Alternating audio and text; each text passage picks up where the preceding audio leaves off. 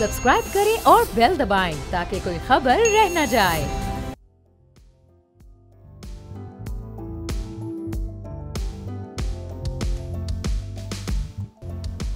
अस्सलाम वालेकुम, मैं बाब जहांगीर, आप देख रहे हैं प्रोग्राम व्यापार। और आज हफ्ते का आखिरी कारोबारी रोज़ है। स्टॉक मार्केट में हमने आज भी एक तेज़ी देखी है, मुस्बत पेशरफ देखी है। पहले सेशन में 180 पॉइंट्स का इजाफा हुआ, जिसके बाद इंडेक्स 80,463 पॉइंट्स पर बंद हुआ है। क्लोजिंग इंडेक्स बड़ा ही हौसला अफजा है कि अभी भी जो एक 80,000 की हद है उसके आसपास और उसको क्रॉस करता हुआ इंडेक्स मौजूद है। अब अगले हफ्ते में और आने वाले दिनों में ये कहाँ तक जा सकता है, मार्केट कितना ग्रो कर सकती है, इस पर हम बात करेंगे। मोहम्मद मुनीर साहब हमारे साथ मौजूद हैं, CEO हैं खानानी सिक्योरिटीज़ प्राइवेट लिमिटेड के। बहुत शुक्रिया मुनीर साहब, प्रोग्राम के लिए आपने वक्त निकाला। इस वक्त जो एक पॉजिटिव पेशरफ्त हम देख रहे हैं, बड़ी अच्छी डेवलपमेंट्स हो रही हैं स्टॉक मार्केट में, इसकी जरा बुनियादी वजूहात पर भी नजर डालिएगा और आने वाले दिनों में कहां तक मार्केट ग्रो कर सकती है।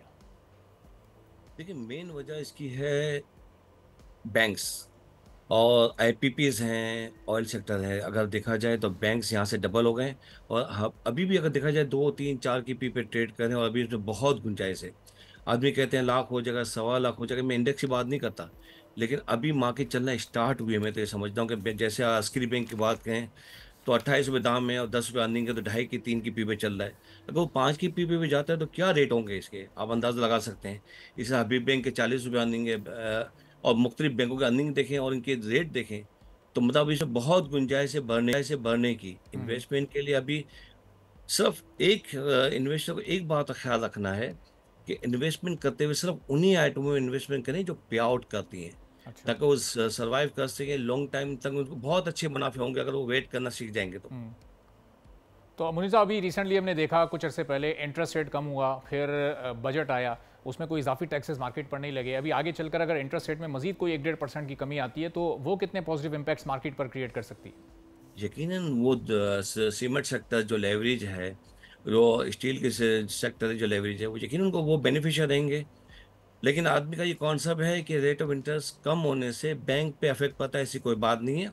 उनका स्प्रेड होता है जो हमेशा बरकरार रहता है, उससे बैंक पे कोई असर नहीं पड़ेगा और दूसरे सेक्टर जो अभी सोए हुए हैं उनमें जान आ जाएगी इंशाल्लाह ताला। सही। तो मुनीर साहब, इंडेक्स को हम देख रहे हैं इस वक्त स्काई हाई है, वो तो इस वक्त हद अबूर की है जो पाकिस्तान में इससे पहले नहीं हुआ। तो ये एक बेस्ट टाइम होता है, अच्छा मौका होता है नए इन्वेस्टर्स के लिए कि वो आकर इन्वेस्ट करें, या फिर जब हम देखते हैं इंडेक्स डाउन है, मार्केट डाउन है, एक करेक्शन उसमें हो रही है, नीचे की तरफ मार्केट जा रही है, तो वो बेहतर टाइम होता है फिर नए सरमायाकार के लिए?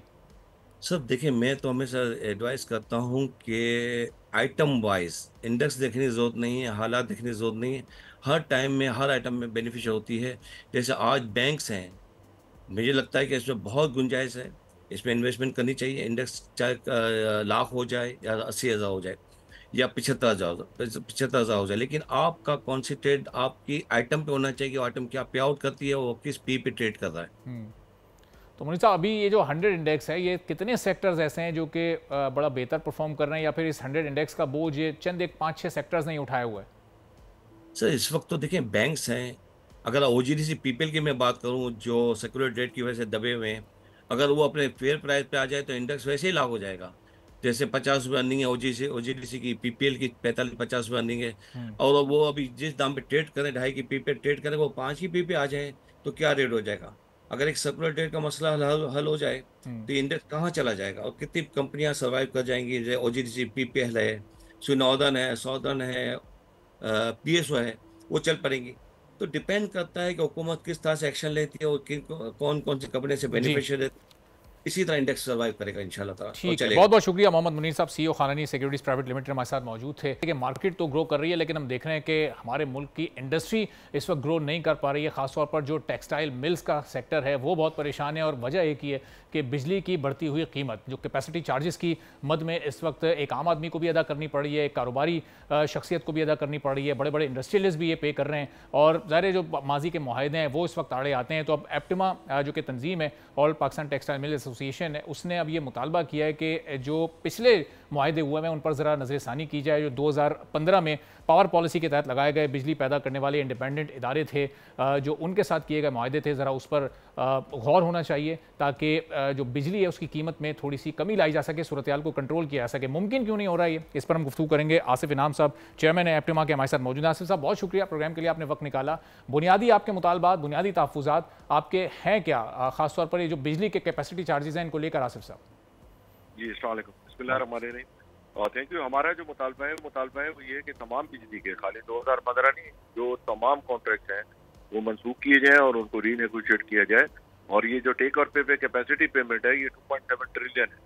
2.7 ट्रिलियन जो है वो इनडायरेक्टली टैक्सेशन या इंडस्ट्री के ऊपर बोझ की सूरत में आता है और आम आवाम पे भी आता है, तो ये सस्टेनेबल नहीं है। और अभी तकरीबन 17,000 मेगावाट और पाइपलाइन में, तो ये सब आएगा तो उसके बाद हम फिक्स चार्ज देके पूरा सब कुछ बैठ चुका होगा। तो बिजली की कंजम्पशन बढ़ने के बजाय घट रही है। उसकी वजह ये है कि रोज एक नया आदमी दम तोड़ देता है बजाय एक्सपेंशन होने के। तो ये विन विन है। अगर वो भी जाहिर बात है एक दफा रीनेगोशिएट होंगे तो उनको भी चलता रहेगा। अगर खुदा ना खाता मुल्क ही बैठ गए तो पैसे कहाँ मिलेंगे।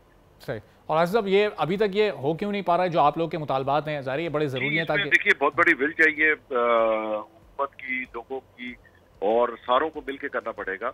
इसमें बहुत सारे लूप होल्स हैं। ये कॉन्ट्रैक्ट रीनेगोशिएट ये खुद कर लेंगे तो आपको पता है कि जब स्टेट चाहे तो ये खुद आके डिस्काउंट देके चले जाएंगे। और इसमें से कुछ लोग ऐसे हैं कि जो खुद भी समझते हैं कि बहुत बड़ी ज्यादती हो गई है, वो खुद भी नेगोशिएट करने को तैयार।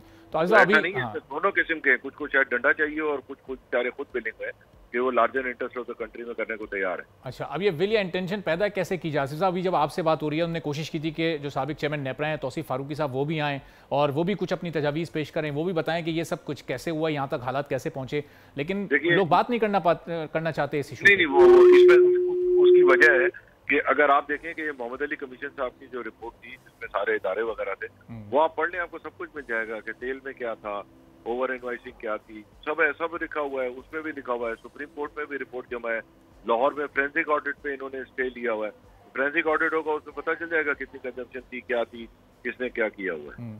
तो ये तो डायरेक्ट मतलब इसमें तो लंदन जाने की जरूरत ही नहीं है, तो लोकली काम ठीक हो जाएगा। और ये इंडस्ट्री को इससे अब मुश्किलात क्या क्या पेश आ रही है, नुकसान कितना हो रहा है इंडस्ट्री का? इसका देखिए सारे खित्ते में जो रेट है वो तकरीबन आप समझे इंडिया में जैसे 6 से 8 है मुख्तलिफ जगह। अब उन्होंने कुछ इंडस्ट्रियल स्टेट है जहाँ पे 4 या 5 सेंट दिया है, तो अब 5 सेंट के आगे हम 15 दिन दे के कितने दिन मुकाबला करेंगे? तो अल्टीमेटली आहिस्ता आहिस्ता जो है वो सारी इंडस्ट्री बंद होती जा रही है, और जितनी बंद होती है ऑटोमेटिक उसका लोड अगले पे आ जाता है। फिर अभी आपने देखें कि जो अभी एक हाइडल पावर चालू हो रहा है, ये 9.25 सेंट गया। 9.25 सेंट का मतलब 30 रुपए की बिजली, लाइन लॉसेस वगैरह ऐसी हाइड्रो का भी, और ये फिक्स चार्ज में ही चला जाएगा। तो अब मजीद 1000 मेगावाट के फिक्स चार्ज आ जाएंगे, फिर एक और कोल का चालू है। तो ये तो नेवर एंडिंग है। जब तक हम कंजम्पशन नहीं बढ़ाएं, डिनोमिनेटर भी बढ़ाएं, और ऊपर से एक दफा पहले हमें एक दफा इसको सेटल करना पड़ेगा कि अफोर्डेबल एनर्जी आके एक्सपेंशन ऑफ बेस होके दोनों जगह से कवर करें। अच्छा, इसका कोई शॉर्ट टर्म सोल्यूशन तो हमें इस वक्त बाजार नजर नहीं आ रहा। शॉर्ट तो बताया ना आपको, बस बैठा लें इन्हें, तो सारा रिपोर्टें मौजूद है। हाँ, लेकिन अब ये जो प्राइवेटाइजेशन की तरफ जा रहे हैं, कुछ आईपीपीज को प्राइवेटाइज करने की बात करें, तो इससे कहीं कोई फर्क पड़ता आपको नजर आएगा? क्या इससे ये चार्जेस कुछ कम हो सकते हैं? देखिए आईपीपी तो मॉडल ही गलत है। मैं तो कहता हूँ कि जो सबसे पहले तो गवर्नमेंट आगे बढ़े। पंजाब गवर्नमेंट के पास है सबसे ज्यादा आईपीपी, मेरे ख्याल 6-7 हजार के, वो उसको टेक और पे और सारा खत्म करें, उसको सिर्फ सीजनल करें, क्योंकि वो सीजन में ही चलते हैं, ऑफ सीजन में तो बंद होते हैं, और वो इतने महंगे भी नहीं है। तो जो गैस टरबाइन है they are not that expensive, तो उसको वो आइडियल मॉडल पे ले आए, टेक और पे की जगह पे कर दे, और सिर्फ उसके अंदर जो है वो जितना रीपेमेंट है उसको कॉस्ट का हिस्सा बनाए। अच्छा, आज जो पिछली हुकूमत थी पाकिस्तान तहरीक इंसाफ की, उस दौर में कोई पेशरफ्त इसमें हुई भी थी। जाहिर है वो कोई प्रोडक्टिव उसका कोई रिजल्ट नहीं निकला, लेकिन क्या गवर्नमेंट्स के पास ऐसे एनर्जी एक्सपर्ट्स नहीं है, एडवाइजर्स नहीं है ऐसे जो उन्हें ये एडवाइस कर सकें कि क्या आपने करना है, कौन से मुआहदे को निगोशिएट करना है, कौन से नहीं करना? सारी होने मेरे ख्याल में सिर्फ 4.5 सेंट में लगे थे, मेरे ख्याल में 12 प्लांट। वो आप कह सकते हैं कि 4 और 4.5 सेंट वाले विंड के लगे थे 3 साल पहले या 4 साल पहले। उसके अलावा तो मेरे ख्याल में तकरीबन सारे ही रीओपन होने। 24-24 सेंट का सोलर लगा। तो अब अगर री नेगोशिएशन नहीं होती और इस सिलसिला ये ऐसे इसी रेट पर चलता रहता है, फिर इंडस्ट्री का क्या फ्यूचर है इस वक्त, अगले साल, 1 साल, 2 साल, 3 साल? लोग बंद होते जाएंगे ना, लोग बंद होते जाएंगे, और आपके अगर आपकी कंजम्पशन नहीं बढ़ रही और आपकी सप्लाई बढ़ती जा रही है, तो आज तकरीबन ऑलरेडी जो पोजीशन है कि तकरीबन मेरी किसी से बात हो रही थी, उसने बताया 27 रुपए फिक्स कॉस्ट हो जाएगी इस साल के आखिर तक, नेक्स्ट फाइनेंशियल ईयर के एंड तक। फिर को 30 रुपए हो जाएगी ना, मतलब जो यूनिट लेगा उसको चंद दिनों बाद क्या होगा, जब जैसे जैसे बढ़ते जाएंगे और कॉस्ट तेजी से दोनों तरफ से बढ़ेगी, ना कंजम्पशन बढ़ रही है और सप्लाई बढ़ रही है।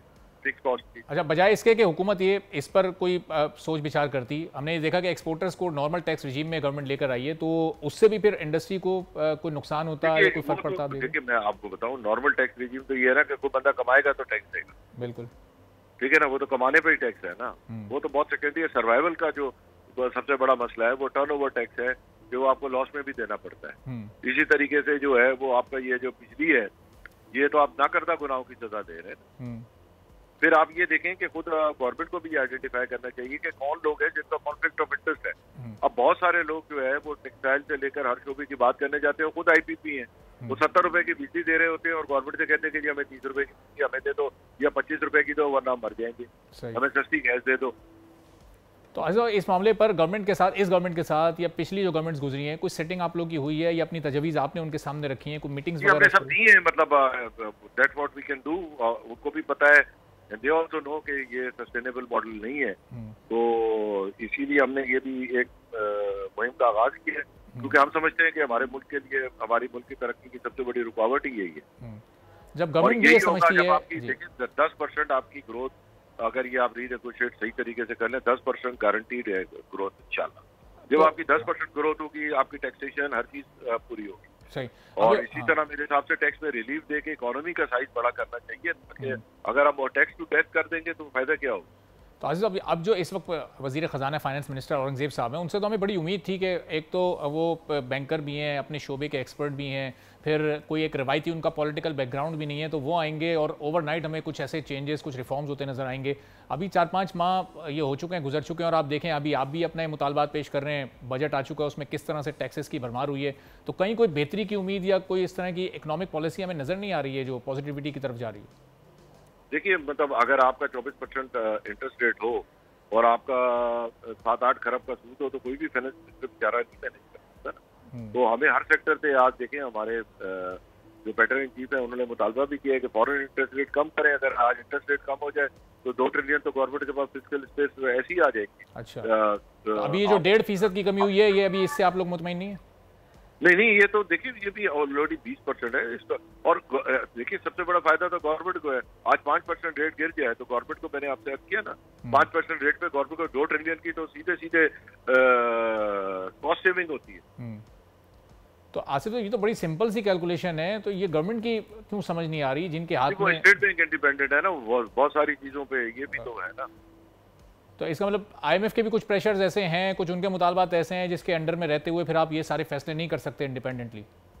देखिए, आप खुद देखें कि सारी दुनिया में क्या हुआ है कि मतलब लोगों के ऐसे मुल्क हैं कि जिनके 300% डेट है और उनका 1% रेट है, तो उनका स्टेट बैंक ने आधा डेट ही खरीद रखा है। तो अब इसका क्या जवाब दें कि जी ठीक वो करें तो अजब ये अब अभी आप लोग की कोई ऐसी मीटिंग शेड्यूल है आने वाले दिनों में जिसमें आप ये पूरा अपना प्लान उनके सामने रख सकें? कल भी फेडरेशन तशरीफ ला रहे हैं, हमारी इंशाल्लाह मुलाकात। अच्छा, and he is very receptive. वो हैं और दूसरे जो हमारे नए जूनियर मिनिस्टर हैं अली परवेज साहब, वो कारोबारी तबके से ही ताल्लुक रखते हैं, तो उनसे दे अंडरस्टैंड आवर प्रॉब्लम। और इन्होंने ऐसा नहीं है, बजट में हमारी खासी तजावीज मानी थी। अच्छा, जो एक में मसला है जो FTR का है, वो वहाँ कुछ लोग तय करके आए थे और वो यहाँ के कराची में से फिर उन्होंने उधम शुरू कर दिया कि जी हम नहीं मानते। तो गवर्नमेंट ने कहा ठीक है भाई, नहीं मानो नहीं मानो। तो ये अच्छा बड़ा उसका कॉम्प्रोमाइज सेटलमेंट हो गया था। ठीक है, तो IPPs के मुआहिदों को निगोशिएट करने को हुकूमत इस वक्त कन्विंस तो है, अब देखते हैं कि वो अमल दरामद कब होगा। मतलब they also need public support ना, बहुत बड़ा फैसला है। तो हम we should all as a nation should be prepared and behind the government to negotiate these. लेकिन अजब ऐसा लग रहा है कि पब्लिक सपोर्ट तो शायद मैटर ही नहीं करती हुकूमत के लिए, जो जिस तरह अभी बजट में जो कुछ फैसले public in the larger interest, जब सबको बिल आए तो सबको समझ आ गया ना कि IPP इसका जिम्मेदार है। ये IPP खत्म हो, लोगों के घरों के बिल आधे रह जाए। सही, ठीक है, बहुत बहुत शुक्रिया। नेशनल सपोर्ट हो गई ना। ठीक है, आसिफ इनाम साहब बहुत शुक्रिया, चेयरमैन एप्टिमा हमारे साथ मौजूद थे। कहते मुलाकातें मुस्तकिल हो रही हैं, कल भी मुलाकात होगी और यही कोशिश की जाएगी कि उनको समझाया जाए कि 2015 में जो पावर पॉलिसी के तहत ये मुआहदे हुए उनको रीनेगोशिएट किए जाए। बिजली अगर सस्ती होगी, कैपेसिटी चार्जेस में अगर कमी होगी तो ऑटोमेटिकली बहुत सारे मसाइल हल हो सकते हैं, मुल्क की ग्रोथ बढ़ सकती है, इंडस्ट्री मुल्क की बड़े बेहतर अंदाज में चल सकती है। और जो सबसे ज़्यादा इस वक्त एक तनख्वाहदार तबका जो परेशान है, उसकी परेशानी में भी कमी आ सकती है, चूँकि वसाइल उनके कम हैं, आमदनी महदूद मौजूद है, लेकिन टैक्सेस और खर्चे अब आप ये समझें कि पानी सर से गुजर चुका और ये पूरा का पूरा तबका इस वक्त सरापा एहतजाज है। मनाजिर आप देख लें कि ये वो तनख्वाहदार लोग हैं जो कि इस वक्त टैक्स के खिलाफ निकले हुए हैं। हुकूमत ने इनके टैक्सेस में कई गुना और कुछ के तो 100% का इजाफा कर दिया है। अब इनका भी ये मुतालबा कि जो टैक्स ये देते हैं उसके बदले इनको मिलता क्या है। ये पीने का पानी भी ख़रीदते हैं, इनको कोई इंफ्रास्ट्रक्चर भी मुहैया नहीं है, कोई ट्रांसपोर्टेशन का निज़ाम इस नौयत का हुकूमत की सतह पर नहीं है कि जिससे लोग फ़ायदा उठा सकें। अमन व अमान की जो सूरत हाल है, जो स्ट्रीट क्राइम्स हैं पूरे मुल्क में, वो सबके सामने है। तो कहीं कोई एक फैसिलिटी सेहत की या तालीम की, वो भी सबको प्राइवेटली जाकर ख़रीदना पड़ता है। तो ये इस वक्त हमारे मुल्क की सूरत हाल है कि बजट आया, टैक्सेस उसमें कई गुना लगा दिए गए, लेकिन उन टैक्सेस के बदले कोई फैसिलिटी हुकूमत आवाम को प्रोवाइड नहीं कर रही। और फिर जो हुकूमती खर्चे बढ़े हैं तो वो आप समझें कि एक सोने पे सुहागे का काम हो गया है। वो जलती पर तेल का उसने काम किया है कि जो ट्रैवलिंग अलाउंस है वो बढ़ गया है MPAs और MNAs का, और उसके साथ साथ जो हुकूमत के जो एक्सपेंडिचर्स हैं उसमें भी 20 से 24% का इजाफा किया गया है। वज़ीर आज़म हाउस का जो खर्चा है वो बढ़ा है। तो फिर ये तमाम तनख्वाहदार लोग सड़कों पर निकल कर इस वक्त हुकूमत से सवाल कर रहे हैं कि आखिर जो इनके टैक्सेस का जो पैसा जमा होता है उससे आप ये तमाम खर्चे क्यों कर रहे हैं। अपने खर्चों को कम करें, कुछ ऐसे अलामती इकदाम उठाए जाएँ, कुछ ऐसे ऑप्टिक्स किए जाएँ कि नज़र आए हुकूमत की इंटेंशन और विल कि हाँ वो आवाम की फलाह व बहबूद के बारे में सोच रही है, एक अच्छी सोच रखती है। जो सरकारी मुलाजमीन है उनकी तनख्वाहों में 22 से 25% का इजाफा हुआ और सबको पता है कि जो हमारे मुल्क में टोटल रेवेन्यू जमा होगा, जो टैक्स कलेक्शन का टारगेट है उसमें कितनी मुश्किल से वो अमाउंट निकलेगा। तो जो प्राइवेट मुलाजमीन हैं उनके टैक्सेस को बढ़ाकर उनसे पैसा लेकर फिर आप सरकारी मुलाजमीन की जो तनख्वाहों में इजाफा कर रहे हैं उस पर भी एक तशवीश की लहर इस वक्त तमाम इन तनख्वाहदार लोगों में मौजूद है। और अब आहिस्ता आहिस्ता जो बिज़नेस क्लास है, जो बिजनेसमैन हैं, उनको भी इस टैक्स रजीम में शामिल करने की बात की। वो प्रोसेस अभी बड़ा स्लो है, खासतौर पर रिटेलर्स की हद तक सिर्फ चंद हज़ार लोग अभी तक सामने आ सकें। तो ये पूरी सूरत हाल है और उस पर हम आने वाले प्रोग्राम्स में मजीद भी बात करते रहेंगे। अभी एक ब्रेक लेते हैं, ब्रेक के बाद वापस आएंगे मजीद कुछ और। हम कफील अहमद इस वक्त हमारे साथ मौजूद हैं, बोल न्यूज़ के नुमाइंदे, ज़रा उनसे भी इस मामले पर थोड़ी तफसीलात जान लेते हैं कि जो लोग निकले हैं एहतजाज करने, अब क्या रोज़ाना की बुनियाद पर यह एहतजाज जारी रहेगा, इनके बुनियादी मुतालबात क्या हैं। तो कफील बताइएगा, ये जो एहतजाज इस वक्त तनख्वाहदार लोगों का चल रहा है, जो टैक्सेस इन पर नाफिज कर दिए गए हैं, तो अब क्या डिमांड्स हैं इनकी हुकूमत से? देखिए, शेड्यूल्ड क्लास अलायंस जो है सामने आया है बजट में, जो टैक्सेस आयद किए गए इनकम टैक्स के हवाले से, इसमें जो स्लैब वाइज बाकायदा जो डबल कर दिए गए टैक्सेस। उसके बाद इससे कबल मैं आपको बताऊं कि लास्ट वीक में बाकायदा प्रेस कॉन्फ्रेंस की गई थी और आज से अलामती एहतजाज का जो सिलसिला है वो शुरू किया गया है। इनके जो अकाबरीन है उनसे हमारी बात हुई थी नुमाइंदगान से, उनका कहना है कि रोज की बुनियाद पर जो है वो 1.5 से 2 घंटे का जो एहतजाज है वो किया जाएगा। उनका कहना यह था कि हुकूमत फौरी तौर पर जो टैक्सेस आयद किए गए इनका खात्मा करे, इसलिए कि इस वक्त जो तनख्वाहदार तबका है वो पाकिस्तान में सबसे ज्यादा टैक्स जो है वो हुकूमत को पे करता है। हुकूमत उसके एवज जो है वो सहूलियात की जो फराहमी है उसको यकीन नहीं बनाती। उनका ये भी मुतालबा है कि फौरी तौर पर इस पर जो है वो टैक्स कम किया जाए और जितना भी तनख्वाहदार तबका है उस पर जितने भी टैक्स आयद किए जा रहे हैं उसका जो है वो खात्मा किया जाए। उन्होंने ये भी कहा कि तकरीबन हर रोज 1.5 से 2 घंटे अपने दफातर के बाहर, अपनी कंपनियों के बाहर जो है वो एहतजाज किया जाएगा और हुकूमत को जो है वो इस बारे में जो है वो पाबंद किया जाएगा कि हुकूमत जो है इन टैक्स को वापस ले। इसलिए इस महंगाई बदतरीन है और इस महंगाई के दौर के अंदर जो है वो तनख्वाहदार तबका जो पहली जो है वो बिजली के बिलों और दीगर टैक्सेस से जो है वो बहुत ज्यादा परेशान है। तो ऐसे में इस इनकम टैक्स में इजाफा जो है वो उनके लिए किसी भी सूरत में काबिल कबूल नहीं होगा। उनका कहना है कि अलामती है जो एहतजाज है उसका दायरेकार जो है वो वसी किया जाएगा। इस वक्त उन्होंने ये भी बताया कि इस्लामाबाद और दीगर शहरों के अंदर जो है वो एहतजाज किया जा रहा है और कराची में भी ये प्रोटेस्ट जो है वो अलामती तौर पर किया गया है। और अब रोज की बुनियाद पर 1.5 से 2 घंटे का एहतजाज जो है वो किया जाएगा जब तक हुकूमत ये ठीक है। तो ये एहतजाज का दायरा वसी भी हो सकता है अगर हुकूमत ने माने। बहुत बहुत शुक्रिया, कफील अहमद हमारे साथ मौजूद थे। एक ब्रेक लेंगे, ब्रेक के बाद वापस आएंगे, कुछ और अहम मौज़ूआत पर बात करेंगे।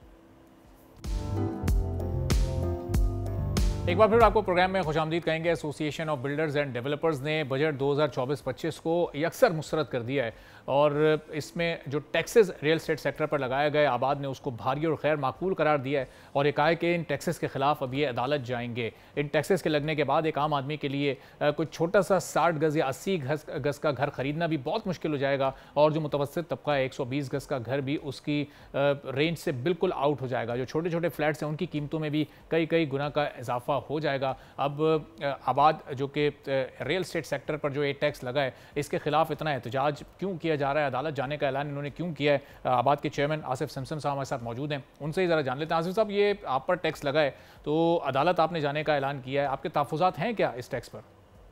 बहुत शुक्रिया भाई कि आपने इस हॉट इशू पे हमसे बात की, क्योंकि हमने अभी कल मीडिया को बताया था कि हम अदालत जाएंगे इसके खिलाफ। और अदालत जाने की वजह ये नहीं कि हम कोई टैक्स बचाना चाहते हैं या हम कोई नॉन टैक्स पेयर लोग हैं। बजट से पहले कुछ चैनल्स पे प्रोग्राम चल रहे थे जिसमें मुसलसल ये कहा जा रहा था कि इस सेक्टर को टैक्स करना है, और इससे एक परसेप्शन जो लोगों में पहुंचा, पाकिस्तान के लोगों में ये पहुंचा कि ये कोई नॉन टैक्स पेड सेक्टर है, और इसको इन्होंने अब तलाश कर लिया और अब इसको जो टैक्स करेंगे तो इसके बाद पाकिस्तान का सारा कर्जा भी इनका उतर जाएगा। जी